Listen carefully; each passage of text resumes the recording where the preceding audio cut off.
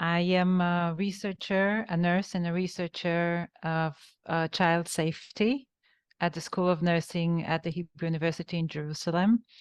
And what I will present to you in the next 15-20 minutes is regarding questions we had, very fundamental and basic questions we had regarding infants and fever.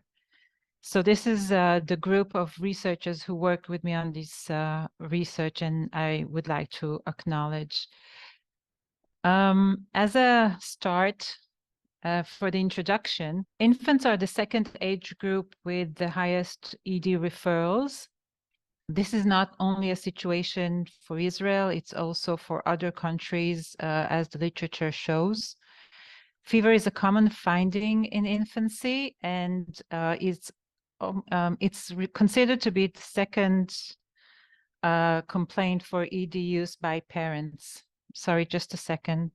We have bombing around here. As a whole, there's a lot of research on fever in children until the age of 14 years old, but and it shows that parents hold knowledge deficits, and there's also literature showing that nurses and physicians have knowledge deficits. Yet for parents specifically, that is called fever phobia, because it brings in confidence and concern for parents.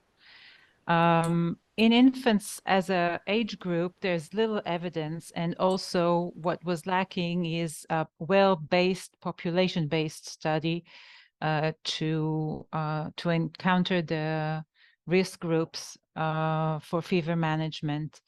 Fever in little babies could be something very ordinary, but yet it could be the sole indicator of a certain life-threatening condition.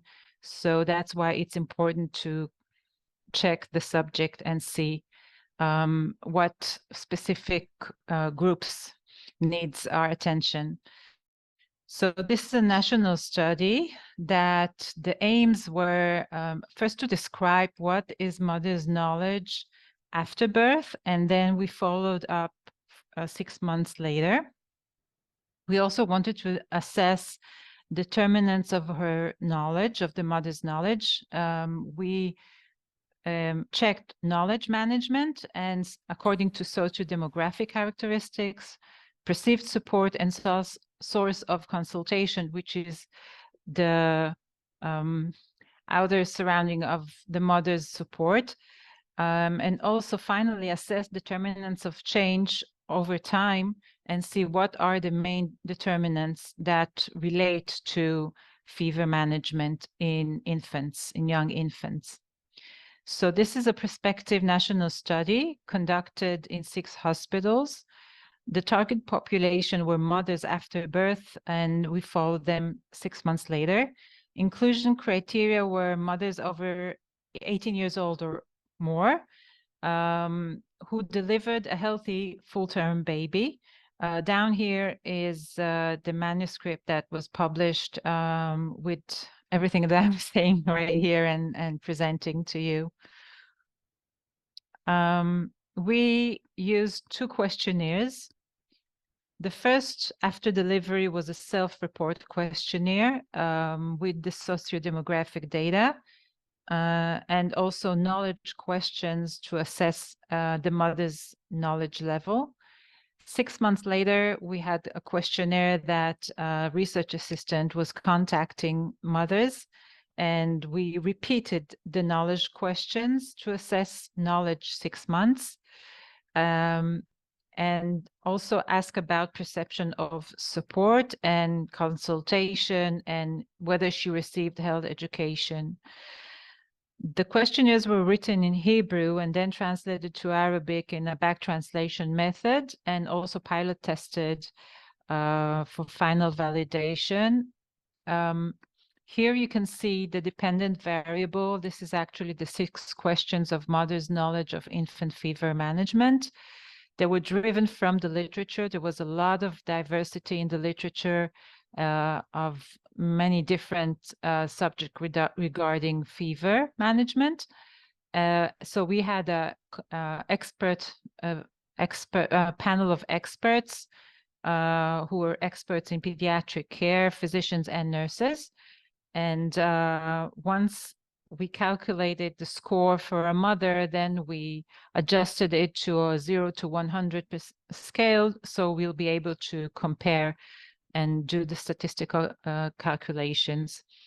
I am skipping all the statistical analysis and calculations and go into results because I think it's important. That's actually the messages I want to give here. So after birth, all mothers were approached at the maternity wards, and 6 months later, 1,440 mothers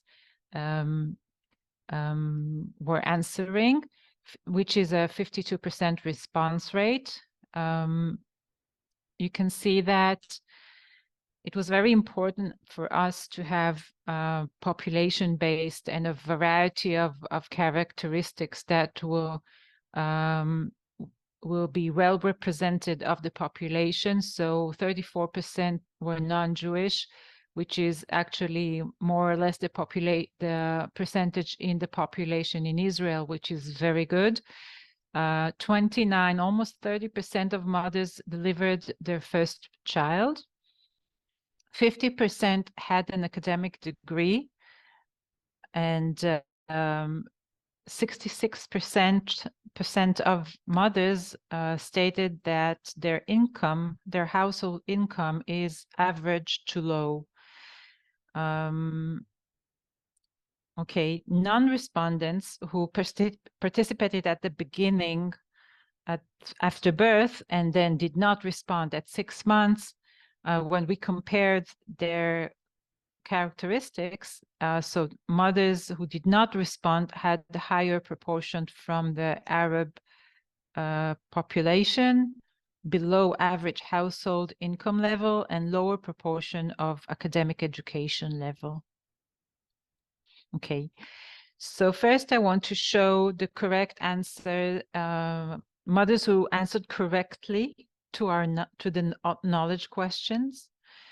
In the red, you circled in red, you can see that basically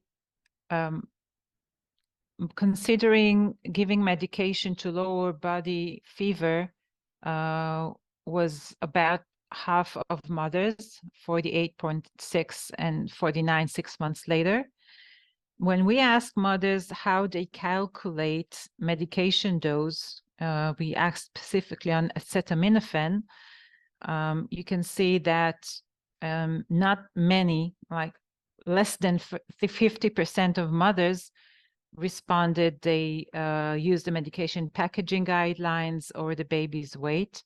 Mothers could state, more than one answer, and we have a proportion of almost half of mothers who are not considering calculation with medication as should be.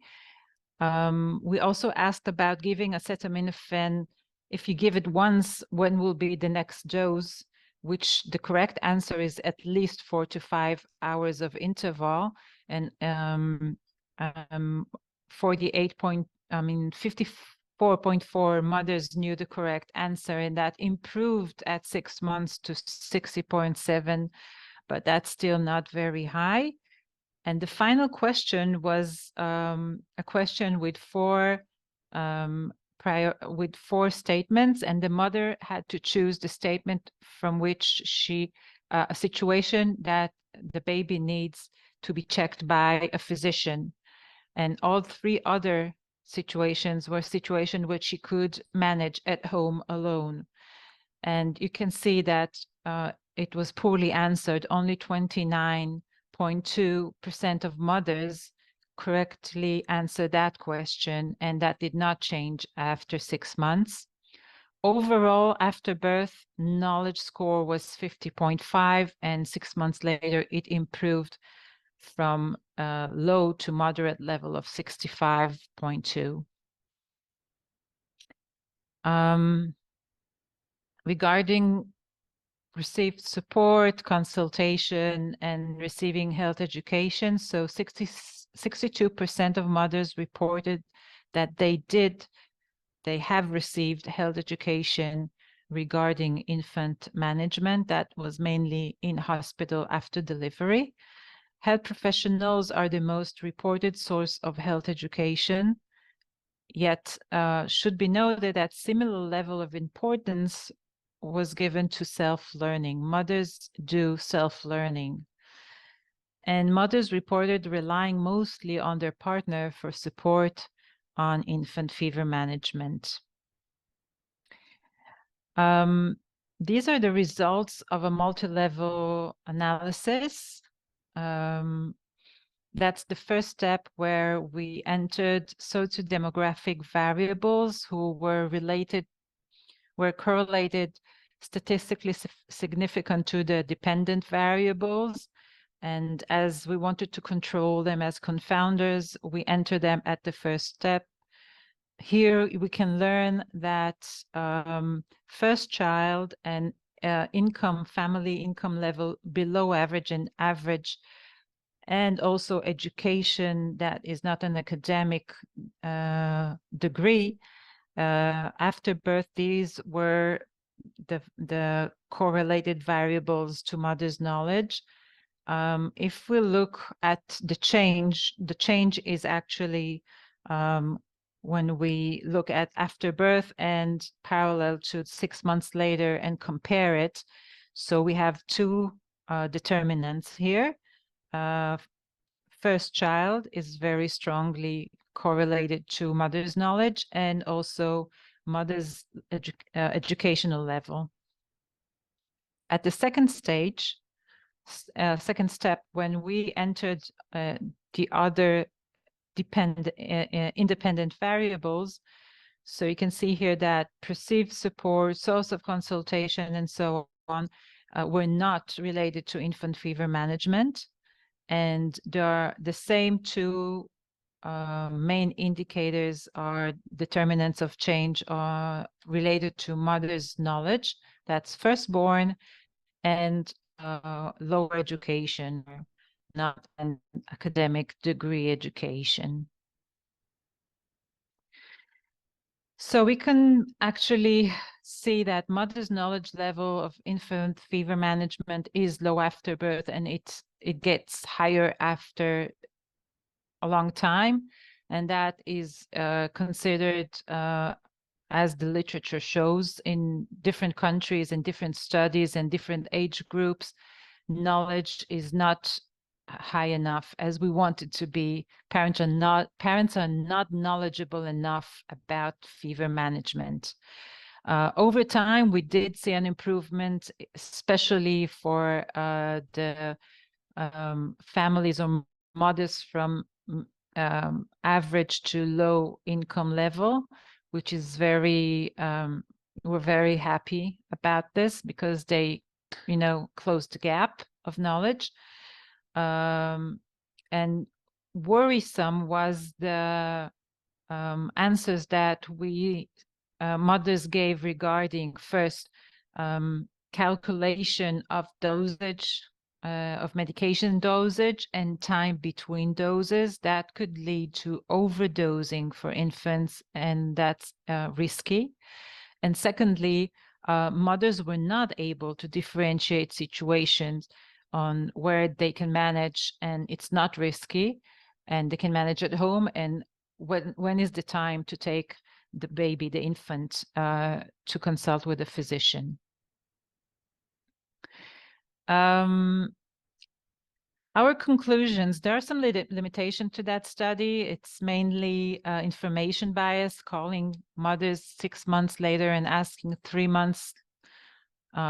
If you look 3 months at the last 3 months, how you handled, were there any fever episodes and so on? So recall bias and also information bias. Did have lowering fever technique, the use of local warm bath. We consider that to be effective when there's controversial literature regarding that. But otherwise, we were very satisfied with the sample, the population sample, and think that it is well representing of the population. So our conclusions are that medical and nursing staff should invest in intervention in a form of standard of care and writing protocols, so it will be very evident, and that healthcare organizations will work according to standard of care, and that the main groups for interventions are first-time mothers, low academic education with moderate to low household income level. Thank you, and that's my email here. And again, the reference of our publication. Thank you for your time.